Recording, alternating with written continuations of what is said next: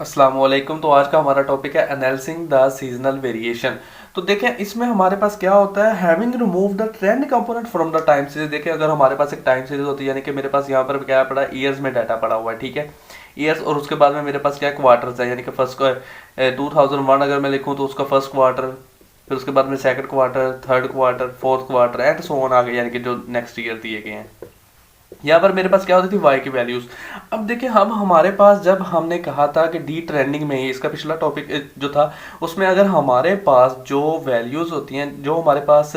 Component होते हैं time series के, हमें पता है हमें 4 कंपोनेंट होते हैं। एक हमारे पास ट्रेंड कंपोनेंट होता है, एक हमारे पास सीजनल होता है, एक हमारे पास साइक्लिकल और एक इरेगुलर। या तो ये 4 के 4 हमारे पास क्या होता है, एडिटिव रिलेशनशिप इनका होता है या मल्टीप्लिकेटिव होता है। तो अगर तो एडिटिव होता तो हम क्या करते थे, हम डेविएशन फ्रॉम क्या करते थे, हम ट्रेंड करते थे, deviation from the trend value. अगर हमारे पास मल्टीप्लिकेटिव होता था तो हम क्या करते थे, रेशो लेते थे, रेशो टू ट्रेंड।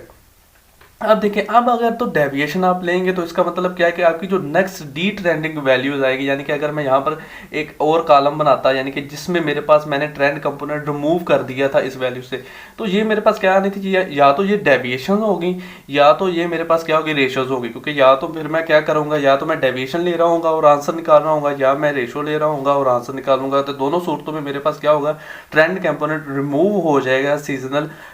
हमारे पास ऑब्जर्व टाइम सीरीज में से। तो फिर हम क्या करेंगे, देखिए अगर मेरे पास मिसाल के तौर पर एक ये देखिए, अगर मैंने ऐसे लिख दिया, अब देखिए हमारे पास ईयर्स थे, मेरे पास 4 ईयर्स थे, तो उनके अगर क्वार्टर्स भी थे, उनका डाटा था, वाई की वैल्यूज दी गई, ठीक है, ओरिजिनल ओरिजिनल वैल्यूज थी। अब मैंने क्या किया, मैंने डी ट्रेंडिंग कर दी। तो डी ट्रेंडिंग करने के बाद अब देखें मैं जो न्यू वैल्यूज यहाँ पर लिखूंगा ना, यानी कि इसके सामने जो वैल्यूज आ रही होगी, इसके सामने जो आ रही होगी, इसके सामने और इसके सामने, तो उन वैल्यूज को मैं क्या करूंगा, उस वैल्यूज को मैं एवरेज करते हुए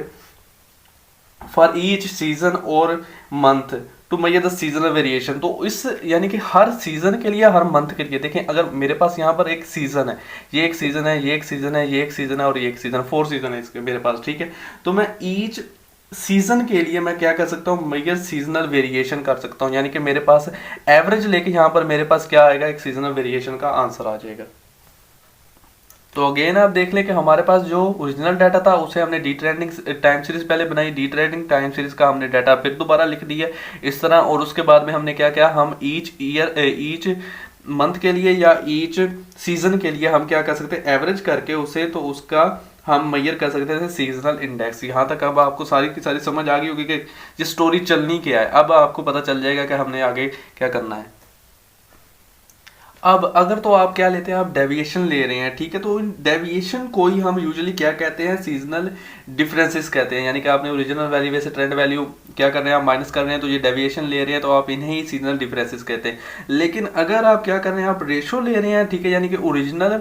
हमारे पास जो वाई ऑब्जर्वेशन है उनकी क्रॉसपॉन्डिंग जो ट्रेंड वैल्यूज पड़ी हैं,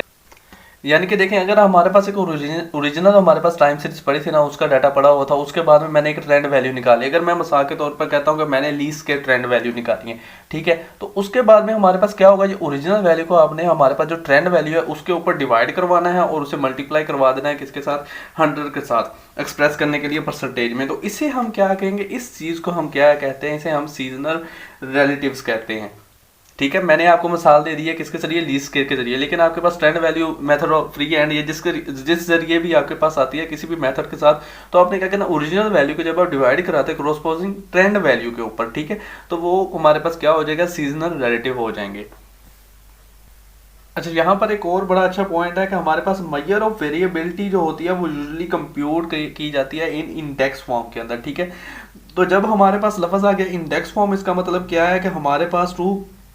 कंप्यूट सीजनल इंडेक्स, क्योंकि अब हमारे पास इंडेक्स है तो हमने सीजनल इंडेक्स निकालने हैं। तो इसके लिए कंपोनेंट ऑफ द टाइम, यानी कि हमारे पास देखिए अब हमारे पास टाइम सीरीज के जो कंपोनेंट है उसके अंदर हम क्या कहेंगे कि हमारे पास जो रिलेशनशिप है उनका वो मल्टीप्लिकेटिव है, ठीक है, मल्टीप्लिकेटिव रिलेशनशिप रखते हैं, मल्टीप्लिकेटिव मॉडल रखते हैं। हमने यहाँ पर अब कोई भी किसी भी हमारे पास जो क्वेश्चन है उसके अंदर हमने ये हमारे पास जो एडिटिव रिलेशनशिप या एडिटिव मॉडल है ये हमने नहीं करना, ठीक है, क्योंकि हमने सीजनल इंडेक्स निकालने थे।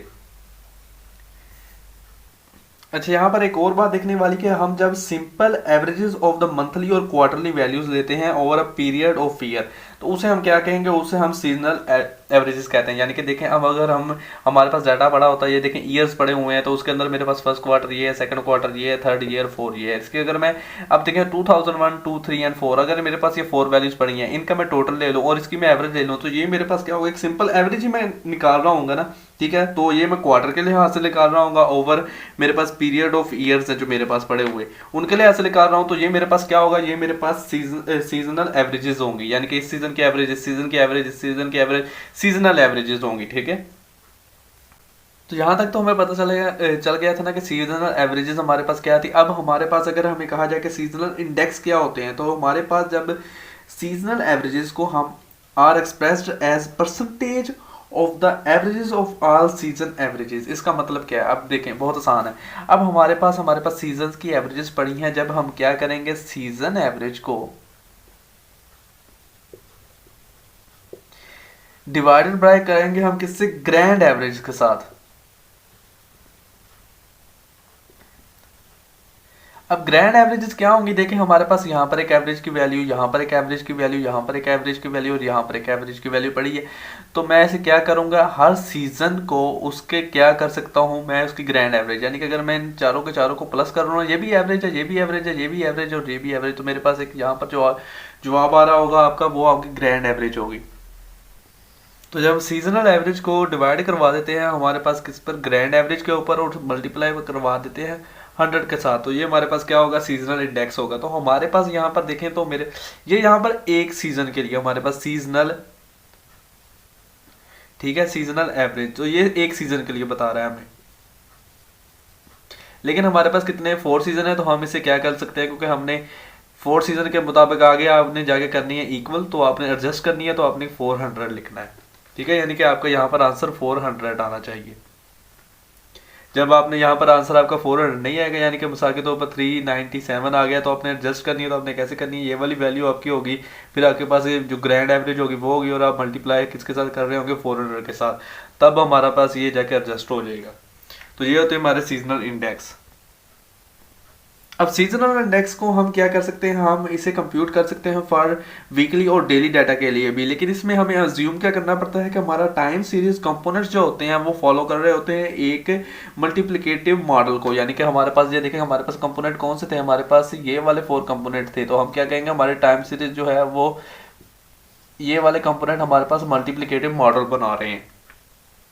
इसके बाद में हमारे पास वेरियस मेथड अवेलेबल है फॉर कंप्यूटिंग सीजनल इंडेक्सेस, तो वो हमारे पास क्या है, percentage of annual average method, ratio two moving average method है, फिर हमारे पास रेशियो टू ट्रेंड मेथड है एंड लिंक रिलेटिव मेथड है। तो आज का हमारा टॉपिक इतना ही था, आज के लिए इतना ही, अल्लाह हाफिज।